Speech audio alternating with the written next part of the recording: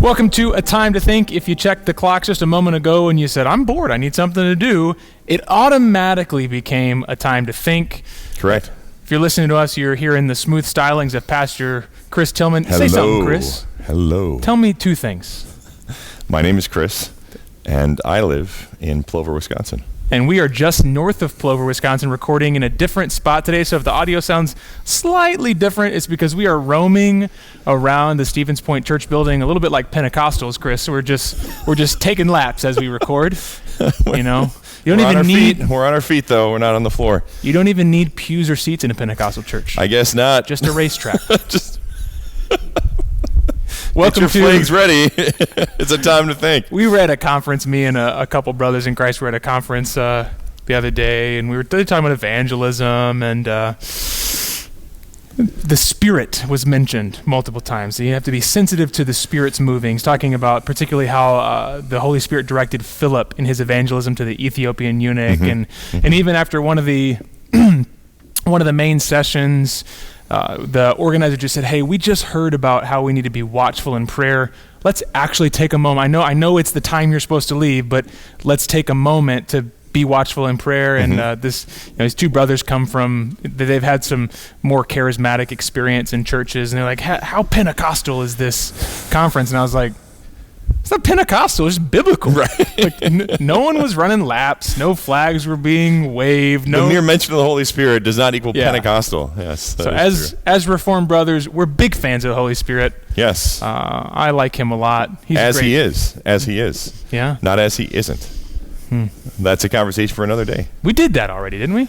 We talked about the spiritual gifts, and maybe. Well, we did a whole introduction, I believe, on who the Spirit is. We did. We walked through John and talked about how he points to another. That's fair. Yeah. Well, those are some ramblings from Chris and Josh. I'm Josh Holland. I pastor a church in Wausau, Wisconsin. This is Chris Tillman. He pastors a congregation in Stevens Point, Wisconsin, where we are located today. Together, we combine forces, touching signet rings. We're like Captain Planet. To create A Time to Think. Yeah.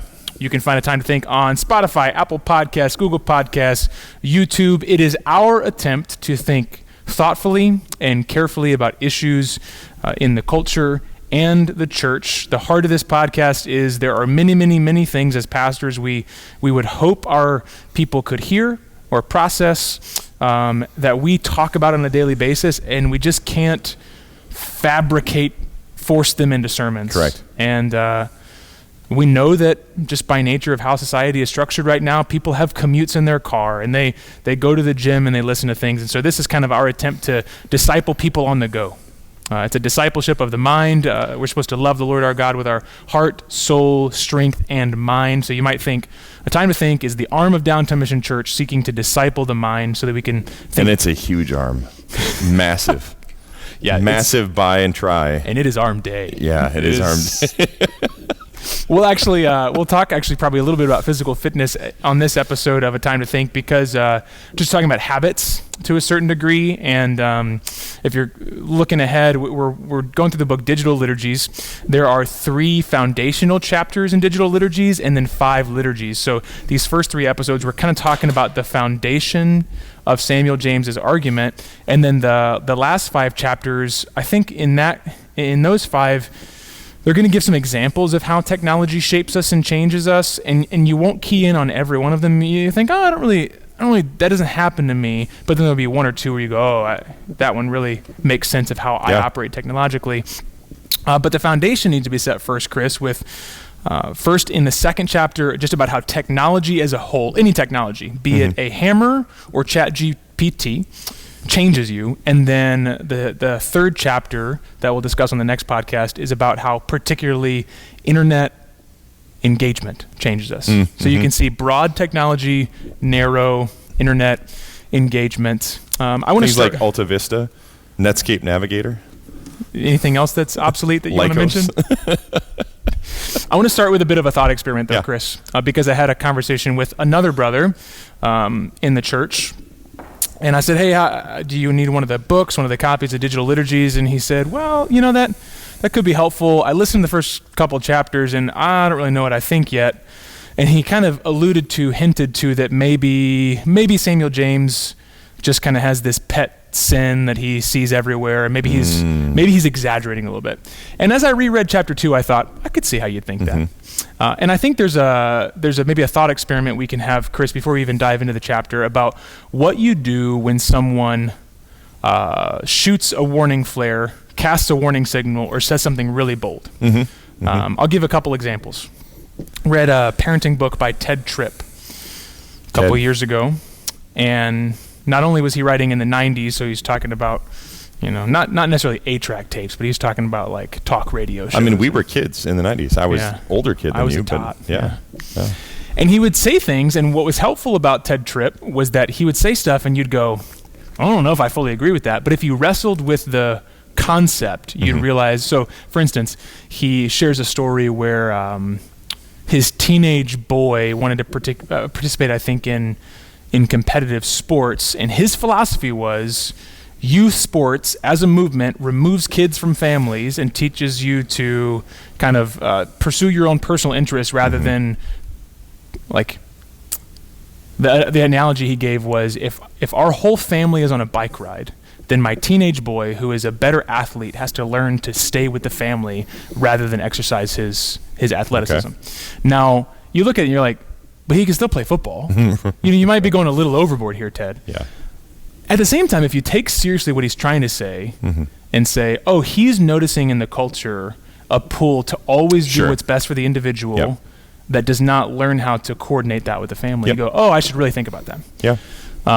Which is fair, because now when I look at getting my kids involved with sports, I mean, my son wants to play football badly, but Tuesday nights, Thursday nights, and then, Saturdays and Sundays, I'd love to coach him. I can't do that. It's not feasible for me to do it. And so unless you're committed wholeheartedly. So Ted has a point.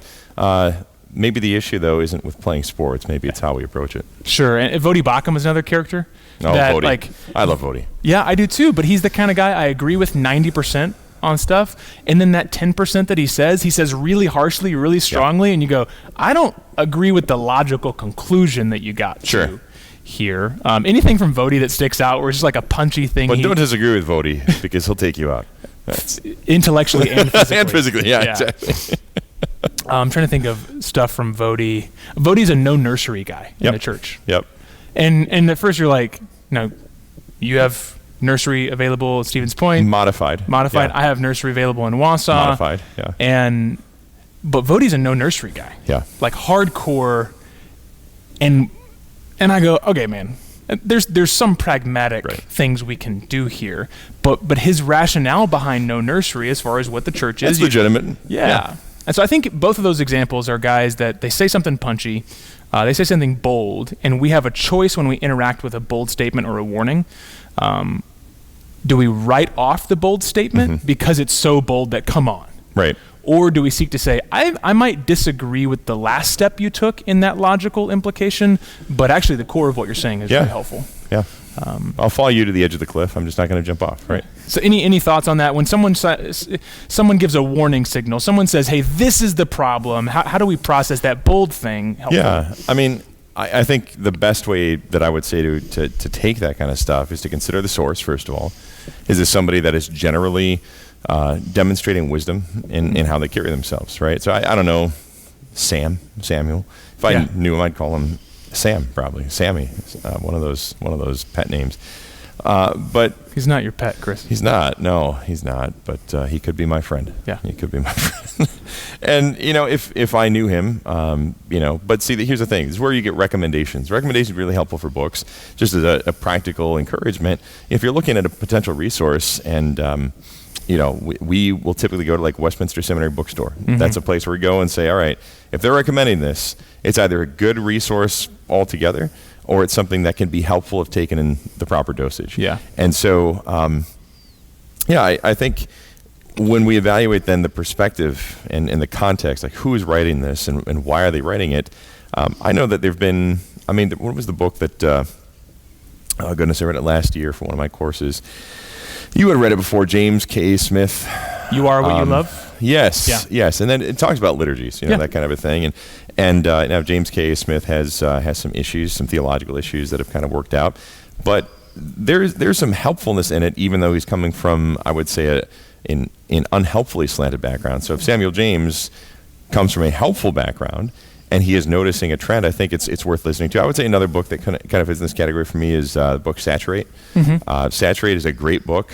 We went through it early on when we planted here in Stevens Point, and had people go through the workbook specifically. Super helpful. I don't know that I agree that the conclusion that Jeff Vanderstelt makes about how the local church functions, that I'm completely on board with it. Right. But 95% of it, hey, I'm right there with you, man, because Yeah. I see you pushing back against a trend that is very much more unhelpful than what even your logical conclusion would lead to. So. Yeah, and so as I was talking to his brother, this brother in church I trust implicitly, smart guy, weighs concepts. But it just, as he was talking about chapter 2 feeling a little overboard, it reminded me that we have to know how to address, because what I find, Chris, is what often happens is someone who has studied something deeply is going to be really passionate about that. Sure. And they might feel like they're coming on really strong to you, but the reality is that they've thought more deeply about this thing than you have. Right. And so you have some choices there where you can go, all right, guy, that's a little much. Or you can say, what is here that I should take? And I find in myself a habit of, if I don't know that I already trust the person, I'm looking for why they're untrustworthy. Sure. Right? Yep. It's a temptation when I go to a new church. It's a temptation when I hear of a new book. Yep. And so what I would advocate is if you read digital liturgies and you think for any number of reasons, particularly what we're going to talk about today, like, whoa, that's too far, I would just step back and say, first, what's helpful here? What is insightful here? Because I know in my own heart, I know culturally we have a tendency to engage with literature in order to debate it, to kind of uncover what's wrong about it, to skim through an article to find the thing that enrages you. And that's actually going to be part of Samuel James's argument later on. It's called the abolition of thought. Okay. So all of that by way of introduction, there's probably 2 chapters that stand out with like provocative or more provocative content. And this is one of them, because he dives, at least in the middle of this chapter, into what he calls transhuman liberation. Okay. Right, and he goes back to some stuff in the 1960s, 1970s, even kind of ties Mark Zuckerberg with Facebook into this idea of transhuman liberation. And it's tempting to read that chapter and say, this guy really thinks that most people who are using an iPhone are pursuing transhuman liberation. But that's not really what he's saying. Sure. His main point is, I'll read this. He says, technology, simply by what technology does, communicates something. Okay, so we made an argument last week. Devices are not neutral. Yep. So technology, simply by what they do, communicates something. They communicate a vision of what life should be like, what humans and the natural world should be capable of. Mm-hmm. Now that is going to rub up against what we talked about on the last podcast, which was God gives us a reality of what human life should be like and what humans should be. God gives boundaries to the livestock and to the humans. Animals hunt at night and man works during the day. These types of different boundaries. Yeah. But technology, simply by what they do, communicates what the natural world should be capable of. Think about your car. Okay, I like that idea. Your car communicates that you should be capable of getting across town easily. Yeah. You should be capable of taking a weekend trip to Appleton. Mm-hmm. You should be capable of a road trip. Mm-hmm. Like, that's just, it we does. Both have Toyotas, so it's not a problem for either of us. And you should be capable of keeping that car for a long, long time. But that's different than what not having a horse and buggy or not having a car would communicate, right? Yeah. So he's talking about he's setting up this concept in the second chapter, and he uses, my favorite analogy he uses is about central heating systems. Okay.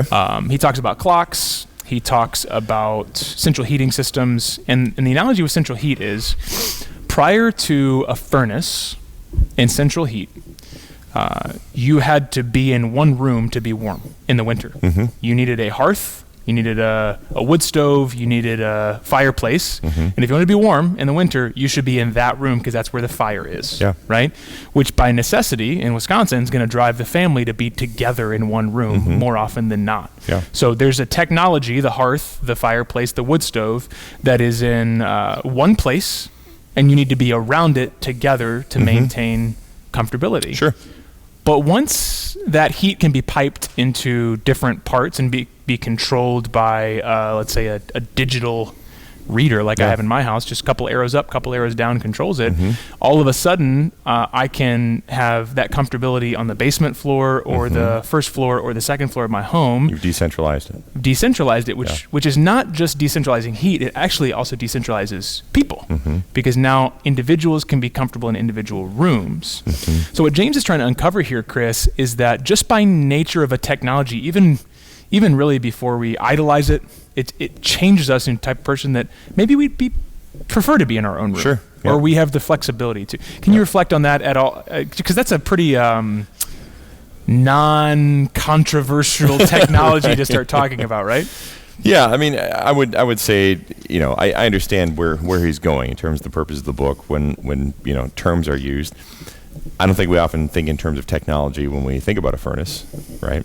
But I think, to help listeners kind of put this in perspective, I think it's just any type of what we perceive to be progress in an area, invention, that kind of a thing. We think, okay, this might make it better. Here's a better mousetrap. We might not think in terms of technology inherently, but the reality is that when we are experiencing something new that promises to be better, it will fundamentally alter how we've done the thing that pertains to that. And so in the case of like central air, it's a big deal because if you live in Wisconsin, in the wintertime, you're dealing with temperatures that are 20 below zero. So a family may be making baked potatoes around the cast iron stove and hanging out in front of the fireplace in blankets all in the same room when it's 20 below outside, because to go into a bedroom, you've got frost that's just, nipping at everybody's toes. So yeah, it does change how you process things, how you work with things. And I think really where we're getting with this is, when you start messing with things that fundamentally alter how we function as human beings, not just our patterns, not just our rhythms, but these liturgies that make up really the most important aspects of how we live as human beings, we have to be aware that it is going to alter what we do because that's the nature of invention. Right. And the awareness piece, it's like, man, does that Josh want to get rid of central heat? Like didn't that tend to be the reaction when we start talking about, like, here's the potential downfall or the visible downfall of XYZ terminology. Well, do you want to go back? Because and then you're in the progress regress conversation, rather than simply saying with any technology, we have to be aware of pros and cons. Yes. And if we think technology is neutral, then we're not aware of pros and cons. And so James follows up the idea that simply by what technology does communicates a vision of what life should be like, what the natural world and humans should be capable of. He says what we must do if we want to live wisely in the world, we talked about wisdom on the last podcast, if we want to be wise in the world that God has made, we have to identify ideas for what they are, ideas of what the world should be like or could be like or what humans should be able to do. We have to understand how they shape us. We'll get to more on that in a moment. We have to understand that we're being shaped even if it doesn't feel like there's some sort of battle, some sort of struggle going on. Right. Chris, do you know what a Luddite is? A Luddite, yes. There are plenty of them running around. What's a Luddite? Anti-technology, want to live with a dirt floor and ignore everything in the outside world. Yeah. So it's a historical group, right? You can look up the Luddites, I think Luddite. In Ludington, Michigan. Is that what it was? No, I'm just kidding. Well. See, I don't know when to trust you anymore. No, you got to keep you on your toes. So the Luddites, typically when someone talks about the problems with technology, the easy accusation is, well, you're a Luddite. And I'm probably, of all the people I've talked to about digital devices recently, I'm probably the most Luddite, if you will. But even then, I'm not. You just dictated into your watch before we started this podcast, Josh. Right. So and that's my whole point. I'm not a Luddite. Exactly. Right? To be a Luddite is to try to revert back to a different time period, right? So finding moments of your day to have your phone on Do Not Disturb is not being a Luddite. Seeking to go back to a rotary phone might be, know. So I think it's a helpful thought process to say is like if you're looking at a technology and you're taking seriously the cons of the technology, maybe even emphasizing the cons of technology, that doesn't mean regress. It just means if all we've done over the past 15 years is talked about the positives of technology, it is warranted to spend 2 months talking about the negatives. Right. And then even then it wouldn't be balanced, right? So that's another, I'm just kind of trying to skirt through some of the common things I've heard as I've had some of these conversations or read these books. Is noting the downfalls of a technology does not mean that you want to go back to the 1800s. Yeah, it doesn't inherently mean that. Could mean that, but that's not what we're advocating here. It's simply as James says, if we want to live wisely. So we have a different world to live wisely in than the world that was in the 1950s. Correct. And so we have to take seriously what kind of world we are living in. So this chapter 2, he talks about, he uses, you seen the movie Inception? I keep falling asleep during it, ironically. Oh, really? Yeah. So I don't know if I'm actually awake right now, Josh. That's meta. So he talked about the movie Inception, and in a broad scope, he tells the story about, Inception. There's this dream sharing where you can, I think you can take certain drugs in order to control yourself in your dreams, and there's a progress in this movie where I think eventually Leo DiCaprio walks into a factory building of some sort, and there's a bunch of people asleep, and DiCaprio is like, people come here just to sleep? And I think the doctor or the psychologist, whatever, responds, no, they come here to wake up. And the idea is, no, what you think they're leaving reality, but they're really going to reality. And so the play there is, it's kind of like gaslighting, because that's not true, right? They're going into their dream, but the psychologist, whoever, is trying to say, no, they're going to what they think is really real. And James brings this up in his book to say, in the movie Inception, there is a mingling of what is real and what is surreal. Sure. To the point where if you go far enough in the dream sharing, you don't know what's real anymore. He uses that as an analogy, even if you think that's a far-fledged analogy, of what happens when okay, I'm here with Chris. This is real. Like we did a fist No, but pound. this is surreal, Josh, that you're here with me. So like I just touched Chris in an appropriate manner, and it's like, okay, you're real. Yeah. But I also texted you earlier. I could FaceTime you. I wasn't real then. Okay. Well, you didn't really respond. So I read it. I was working out. Sorry. So James is saying, like, we have this mixture of how we interact with people, and then you have social media type stuff, and then, okay, what part of that is real reaction? If I'm performing on social media for attention and likes, or I'm just voicing, there is this nature of maybe there's not a harsh distinction between what's real and what's digital. Any reflections on that as an analogy for trying to live wisely? Yeah, I mean, a friend of mine, single guy, things are different now when it comes to meeting a spouse, right? Yeah.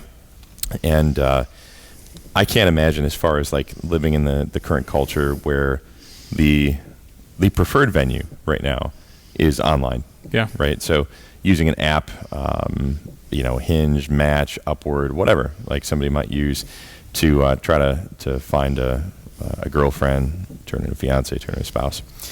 And I've gone through with this friend and looked through some of these profiles that show up, and the thing that strikes me with some of them, and I know some of this is just how human nature operates, but like you can tell the ones that are filtered, right? Like profile pictures that are clearly filtered. And it's not that there's something wrong necessarily with trying to make yourself look nice. And that's what makeup exists for. I mean, you were in the news. I mean, you used makeup in your job. Thank you for reminding me. Yeah, I was in a boy band. I used makeup. Did you think I looked prettier when I wore it? I used makeup. I did that when I was in high school and everything. It was not as prevalent probably, but so there's nothing wrong with trying to make yourself look nice. But there's a difference with a digital filter, and the digital filter is an attempt to almost to distort to the point where you can't recognize anymore. So if you were to meet one of these gals in real life, and you would go and you'd be like, oh, hey, I'm so-and-so. And they're like, yes, I know, I'm expecting to meet you here. It's like, well, who are you?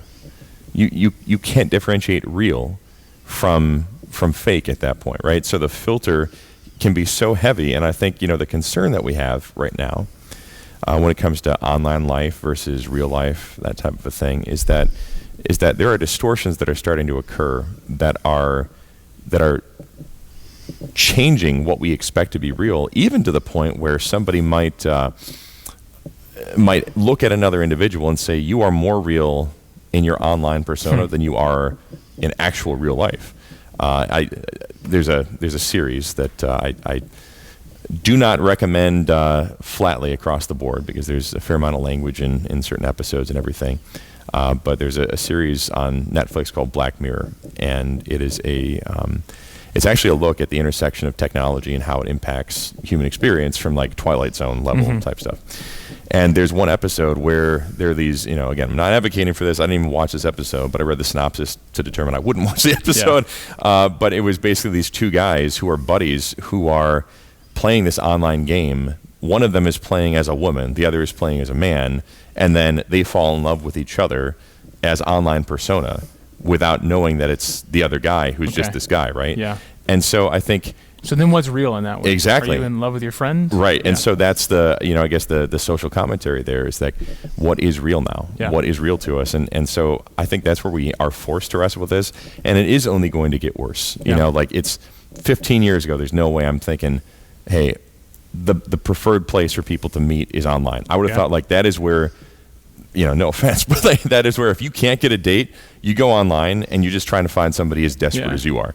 And now it's like, that's where we're going, and it's only going to get that way more. So. Yeah, and so it's kind of hard to maybe tease, because this first chapter is about technology broadly, and the next one is about how kind of digital media habituates us. And maybe it's just impossible not to overlap in these two episodes. So forgive us if it's not a clear delineation between concepts. But kind of what you're explaining there, Chris, with this idea of 15 years ago, I couldn't imagine that the preferred method would be digital media engagement. It reminds me of this observation Andy Crouch made in a book called The Life We're Looking For. He says, typically when we look at technologies, we ask, what will I now be able to do? Mm-hmm. And what will I no longer have to do?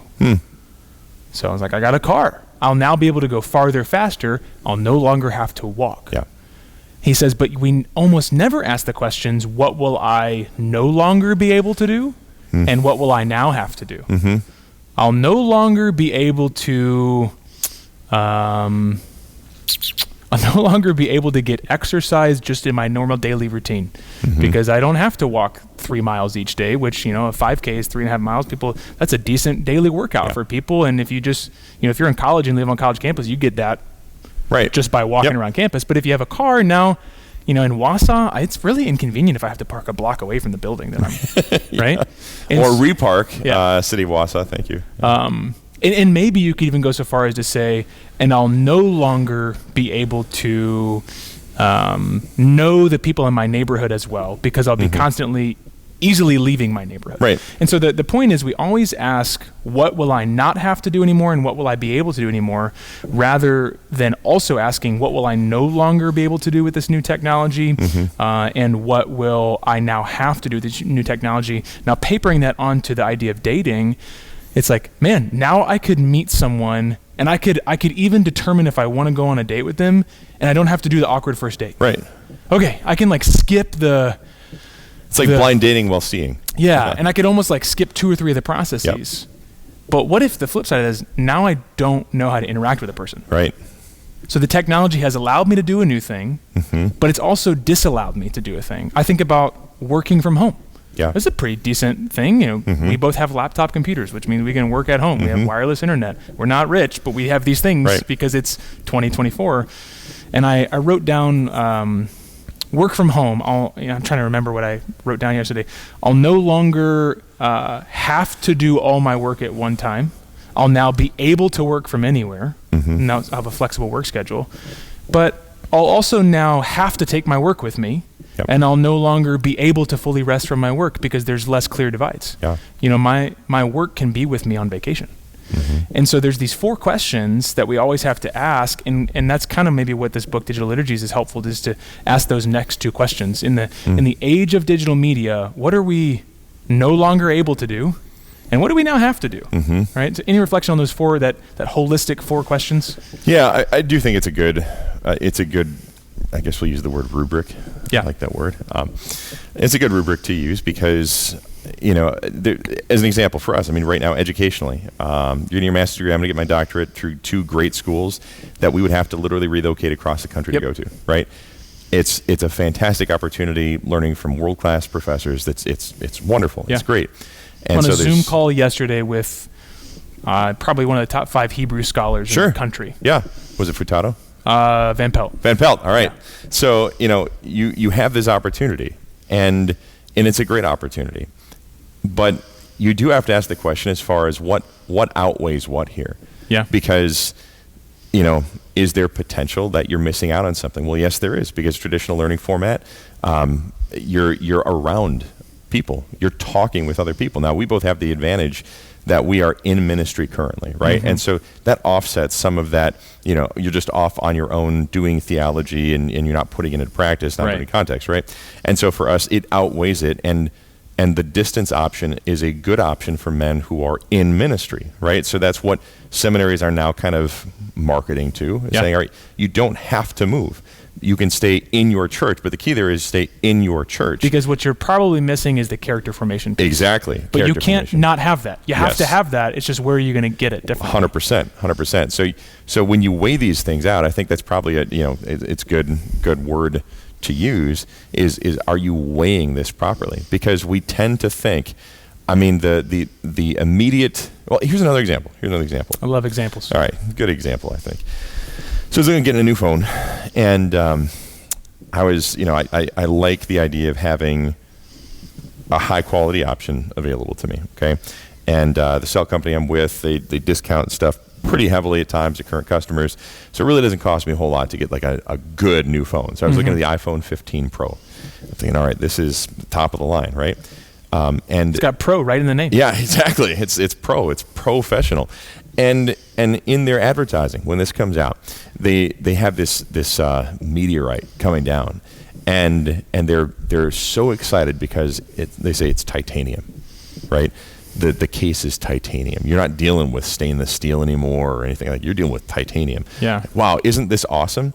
The problem with it is that they're billing this, and it is what front and center for the iPhone 15 Pro. You should get this among other reasons because it's a titanium case. The problem is titanium is a very, very high thermal conductor, and so when the iPhone 15 Pro comes out and the chip that they have inside of this device is so fast, what Apple didn't take into consideration was that as much processing as this highly advanced chip does, and the thermal capacity of this case gets real hot real fast. And so everybody's pulling these phones out of their pockets at the first week or two, and they're like, this is the best, this is the best, this is the best. But nobody really asked the question like, well, is there a disadvantage to this? So people are having phones that are literally burning their hands, to like first degree burn levels, but it's like burning their hands, and they're having issues with it. So, are we burning our hands right now every time that we accept the new technology, the new social media, the new whatever, just without any kind of weighing of the disadvantages? And I think that's something that we have to do. We can't just mindlessly go through this. Yeah. There's that's a good example. Back to Samuel James's chapter, we talked about this idea of liberation. This is probably where he takes that bold. He taps into a movement in the '60s and ties it to Mark Zuckerberg, and he uses this phrase, the eschatological vision of technological transcendence. Woo! I wrote in my book, dense. Yeah. That's a dense phrase. It's got a lot packed into it. We're in Revelation. What is eschatology, Chris?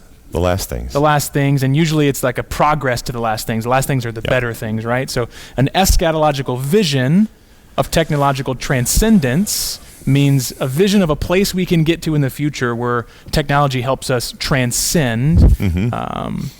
Another quote for a story of humanity wherein salvation consists of overcoming givenness itself, achieving freedom, right? So this is liberation, freedom. Freedom's an American ideal, right? We have a bird that represents freedom. It's a biblical ideal, my friend. Okay. Freedom. Okay, here, take a step further. Individual autonomy. Yes. is an American ideal. Individual freedom, Chris being liberated by himself, rather than Christ setting Chris free to be in, like when Christ sets us free, he sets us free from the tyranny of the devil to be part of his bride. So but this kind of like self-determination. Self-determination, freedom, more of an American ideal. What James is trying to do when he goes through this movement in the 60s, 70s, and even up to like Mark Zuckerberg's time of saying, people behind the scenes have said technologies are the means of us being freed from certain things, given things, even down to like life extension movements. Life extension movements does not mean if you eat healthier and work out, you have a lower chance of heart disease. It's like, how could we move toward not dying? Scientists believe that today, the man who lives to 150 So that, like, the life extension movement is an attempt to be rid of the givenness of a finite body, right? Now, if that sounds kind of, well, none of us are trying to do that, where we can bring this home, Chris, is to say there are certain limitations that we have as humans that something as simple as a smartphone can promise to free us from. Limitations of boredom, limitations of time and space, limitations of ignorance, limitations of sadness, discomfort. Appearance, because of the filter piece. Well, yeah, I mean, just think about it. If you're going to interact with people, when I'm in college, 2002, 2003, I'm leaving my apartment, making sure that I look as nice as I can, because I'm going to go interact with people. Well, now you're a college student, you sit in your dorm room, who cares what you look like? Because you choose what pictures people are going to see of you. And if you Snapchat yourself in the best place, like, well, then that's what they're going to see. But you don't actually have to interact with them anymore. So appearance is what your smartphone actually liberates you from. Your own warts, basically. Interesting. So the idea is that because technology give us a vision of what we should be capable of. We should be able to access any piece of information at any moment, right? We should be able to not only call anyone instantaneously and be pretty sure they'll pick up because we have a phone in our pocket and they have a phone in their pocket. We should be able to see their face. Now, okay, so let's go back to the 4-part question. With FaceTime, no longer will you have to wait long periods of time to see the face of your loved one. Now you'll be able to see them whenever you want. But no longer will you be able to only be present with the people that are around you because now you will have the pressure to FaceTime people outside of your state. I don't know if any of my family listen to this, but I felt that pressure. I tend to be someone who, if I have a sin, that was going to sound so arrogant. One of my sinful proclivities, because there are many, is I can, in my mind, forget about things that are not in front of me. So let's say Chris having a really tough month of his life. Maybe I'm really present with Chris in that when I'm around him, but it's easy to slip my mind. Not typically, though. And the way that's played out is as I've moved states away from my family, I can go weeks, months, and be like, oh, has it been how long since I've FaceTimed so-and-so? And they're going, why don't you call? Now, that's not a virtue.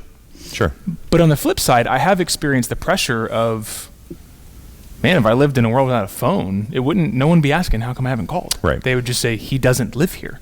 And so there's this flip side of the coin where the availability of the FaceTime can be a great help when I want my mom to see the grandkid. But it changes you. It can also be a great expectation of at any point you should be taking a picture. At any point you should be FaceTiming. And so there's a promise here, like you are liberated from the place you are. You could be anywhere. You're no longer restricted by being states away. But that promise of liberty doesn't make me feel more free, does it? So often there's a flip side where the promise of freedom comes with a restraint. Can you think of any scenarios technologically where like the promise of freedom comes with a restraint as well? I'm putting you on the spot here. I mean, I honestly, I'm not a social media fan. I'm not. And so I would apply that across the board of social media. Now, I don't mean I'm not a fan in the sense that I think it's inherently sinful and wrong. But I know from my own experience with it what it has the potential to do. And there is potential for me to, quote, keep up with people, right? Like I can keep up with people. I can keep up with people that I haven't seen in years. Yeah. Should you can I? now do something that you weren't able to do. Keep Right. up with them. Right. Exactly. I could do that. But at the same time, I ask the question, if I'm a finite being, right? So I have a certain amount of attention that I am able to give to people. And if I'm giving attention to a high school classmate of mine that I haven't seen in 150 years, but I'm just like curious, so what are they up to? And then, you do a little deep dive and look at their pictures and see what job they have, are they married, all this kind of stuff. Who are you ignoring? Who are you not paying attention to? And not only who are you not paying attention to in that moment, but who are you not paying attention to in that moment that you should be doing even more care toward them? And so, like, that's why I like you, Chris. I put you on the spot and you came up with a banger analogy. All right, yeah. It's just personal experience, honestly. Yeah, That's you're free to keep up with anyone, but I like you kind of hit on some of the things we've hit on so far. You're finite, right? Mm-hmm. You have a certain number of minutes a day and a certain limit to your mental stamina, the amount of attention you can give. And if you give it one place, you can't give it another place. And I would add on to that there are certain things that feel easier. Like it feels easier to scatter your attention across 10 classmates than to give undivided attention to your kid or wife. Right. That's a harder thing. It takes more energy to kind of like clear my mind, give undivided attention, maybe deal with the idiosyncrasies or needs of the person around me than it is to just kind of dabble in X, Y, or Z, 10 other different things. The follow-up to that would be that not only, and this is where James's work is really helpful, it's not just that Chris has a finite amount of attention, and if he gives it here, he can't give it there. It's that as Chris practices giving his attention to classmates rather than people around him, he becomes the type of person who scatters his attention rather than has undivided attention. Yep. And so that's where this shaping idea, I think, is probably the hallmark, the best takeaway from James's work, is that it's not just that the central air, as helpful as it is, I love that I have it, it's not just that central air exists or that we're taking advantage of it, it's do we then become the type of people where every kid has to have their own room? Right. And that changes us to the type of people where every kid needs a ton of privacy. And then that leads to all manner of problems where what in a digital world can happen in the privacy of a room without parental supervision. And all that is just because it's now possible to be comfortable in every room in the house. And so we're just taking seriously what is possible with new technologies. Well, even thinking like how societal, trends work with this. And again, you think, all right, 20 years ago, is the type of person whose relationships are largely online the type of individual somebody looks at and says, that's a successful individual? Absolutely not. Absolutely not. Because, like, I'm just thinking, man, like going back to high school in the late 90s, and the people who are at home, because at that point you don't have anything in your pocket, right? Like you could have maybe a BlackBerry or something, but that doesn't have the type of thing, and not everybody has it. And so if you're going to spend time with people, you have to call them. Snake, as great as it was, right, exactly, eventually got old, and you wanted a friend. On your graphing calculator. And so you thought about the people who spend their lives interacting with people digitally as the nerds. As like the losers, as the people who have no social life, and the only way that they're going to interact with people is if they don't see them. And you can lie about life, and so like that's 25 years ago. 20 years ago, exactly. And so that's what it was. Now it's your whole life is played out that way. And I'm thinking, is there something objectively true about what happened in the culture 20 plus years ago? Like, do I think that it is a sign of a healthy individual whose relationships are lived primarily online? I don't think so. And I think we had it right back then. Like, not to say, well, everybody's a nerd now. Everybody's a loser. But it is to say, that's the title of this episode. Everyone's a nerd. Oh, that's so good. But, like you asked the question about it. Has it been helpful? Like, what does it allow you to do? Yeah. Okay. So when I'm in high school in like 1998, 1999, there's this thing called ICQ. Do you remember ICQ? Mm-mm. All right. It was like a first iteration instant messenger. Okay. And so it was, every kid had it on their desktop computers.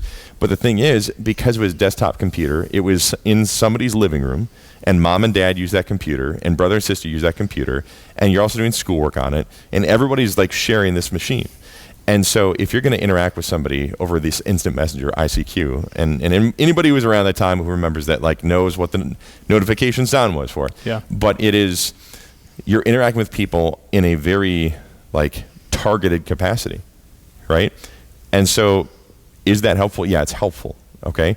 Now there are unhelpful things about that, but as time progresses and we begin more and more and more seeing the supposed advantages of being able to interact with people in this digital capacity, we're losing sight of the fact that why is it that somebody is looked at as like a nerd or a loser if they're only interacting with people online? And it's because the type of people that interact with others only online are the type of people that have things to hide. They're the type of people who don't want to be known. They're the type of people who don't want to know other people. And we've lost that. Like, we've lost that. And so to James's point, like, what type of people does this make us? And I would say, just on this one issue, as I've seen this play out in my life as somebody who in high school is using instant messaging in a way that would ultimately progress into what we have now, it's like, I didn't want to be that type of person. I didn't want to be that type of person because I knew what that type of person was like. You want to be the type of person that had friends and that interact with others. People wanted to be around, not to have as like your Snapchat buddy. You want to be around them. And so we've now become the type of people who don't want to be around anybody else. And we're seeing it now, and it's really gross, to be honest. It's really gross. So yeah, maybe a distinction between what's interesting is like there are certain capabilities. So once again, the pros and cons. Certain capabilities about work functioning. Sure. That you can work with people across the country pretty easily, but they don't know you, right? Right. And we talked on the last episode about the difference between knowing about someone, knowing facts, knowing figures, right. what they wear, what they say, versus knowing them. Yep. And the Christian community understands that the living together closely enough that you have to bear with one another is vital. Yep. Like that's part of the Christian maturity process. That's why Ephesians 4, this great chapter about Christian maturity, says, well, one, we grow up into Christ together. And how do we grow up into Christ? We bear with one another in love, walking speak the truth humbly. To one another. We speak truth, forgive each other as God in Christ is for the. Yep. There is a relational closeness that necessitates human growth. Right. And that's not available in the. What's interesting is like the technological age promises authenticity, and yet it lends towards performance. Yeah. Because you have to determine what part of your authentic self to proclaim. Whereas person to person, I mean, sometimes I smell bad, sometimes I say stupid stuff, sometimes I don't have the right answer. On Twitter, I can always have the right answer. Right. In person, I don't always have the right answer. Yep. I mean, there's just certain things that person to person happen. One thing you said, Chris, that you used the word, it's helpful. I've tried to help people use 1 Corinthians 6, 1 Corinthians 10 as a technological metric. All things are lawful for me, but not all things are helpful. Yeah. Or beneficial is another translation. All things are lawful, but I will not be ruled or dominated by anything. And, hopefully people are still listening 46 minutes in, because here's really... If you've gotten to this point, you think all they're telling me is like, okay, well, here's the landmine to avoid, and don't do that, and don't do that, and don't do that. Well, here's actually the reason why this is necessary, and it's a heart level loving reason, is because I think we all intuitively sense that we're not like we should be. Yeah. We're going, I wish I wasn't so distracted. Yep. I wish I wasn't so anxious. I wish I wasn't so quick to be angry. Yep. I wish I could remember more. Yep. I wish I knew people better. I wish I wasn't... I wish I was more connected. I wish I was more connected. Yeah. I wish I wasn't panicking. I wish I wasn't, And I think we can intuitively say, oh, I don't feel like I wish I felt like. Yeah. I wish I was more clear-minded. I wish I was less scattered. All of these different things. And James points this out. He says, when I think about the type of person I was 8 or 9 years ago, He says, I now have an inability to concentrate, an inability to rest, which is the opposite of freedom. And that's the purpose here is whenever we're promised freedom, we should take the time to evaluate what did the promise deliver. The hallmark of Satan and sin is over-promising and under-delivering. Like, Adam, Eve, you can be like God. And then all of a sudden I'm banished from the garden. Well, that didn't go as it was planned. I was promised freedom and I got restriction. And we need to take seriously when we're looking at how we're using technologies in our life. Have I been promised freedom? You can be anywhere and do anything. You can game with people across the globe. You can be updated. You never have to miss a breaking news event, Chris. But also you're going to be constantly anxious, which is not freedom. You can have access to anything at any time, but you won't be able to remember anything because you don't focus for... You can have any pleasure instantaneously, but you won't really enjoy any of it because you never linger over it. And so there's anytime we are promised liberation or freedom, and don't we reach for that every time? We reach for that apple every time. And we need to step back and say, could it be that the reason I don't experience the freedom that I'm supposed to be experiencing is because it overpromised and underdelivered? Thoughts? Yeah, I mean, and here's I think where the differentiation is helpful for us, because it's not outright sin to send an instant message or to have a FaceTime call, right?